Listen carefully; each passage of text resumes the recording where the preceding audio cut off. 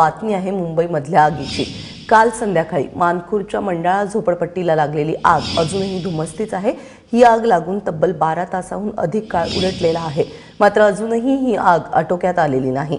दरम्यान आगीवरती नियंत्रण मिळवण्यासाठी अग्निशमनच्या जवानांसह एनडीआरएफचे पथकही रात्री उशिरा घटनास्थळी दाखल झालंय।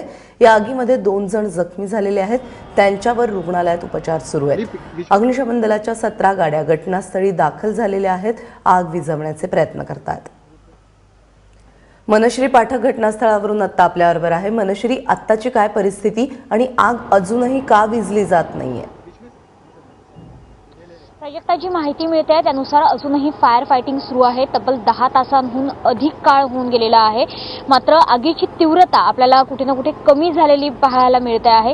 मात्र अजूनही आग नियंत्रणात आल्याचा मेसेज डिझास्टर कंट्रोलकडून दिला जात नाहीये।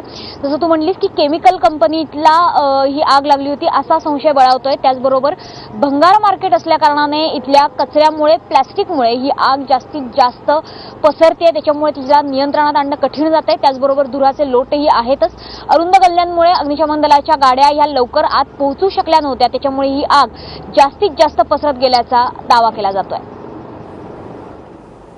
मनश्री, धन्यवाद या सगळ्या सविस्तर माहितीबद्दल।